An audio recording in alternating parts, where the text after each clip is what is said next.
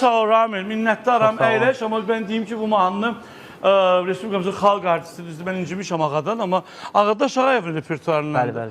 Əvvəla xoş gəlmişsən, bir daha hər sağ vaxtın olun. xeyir olsun. Çox sağ olun, mən də təşəkkür edirəm sizə. Mən belə gözəl verilişə dəvət eləmişsiniz. Ay Ramil, necə oldu ki, bu müğənilər çıxır, belə yeri, mahnı tapa bilmir. Amma sən getdin Ağadaş müəllimin, bəlkə də 30 il 40 il bundan qabaq oxuduğu o Səbuhinin vaxtında kasetindəki mahnıları oxudun.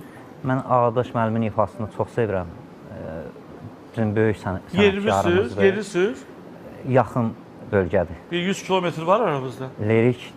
Sən bu tərəfdənsən, hə, Canlıqdansan. Bəli, mən icazəsini də halallığını da özündən şəxsən aldım. Çox sağ olsun. Yəni xeyir duasını da verdim. Ay Ruslan, Ağadaş boyda kişi icazə verəndən sonra sən niyə icazə vermədin? Mikrofon verin o qıza. Hanı onun danışan mikrofonu? O yox, danışan.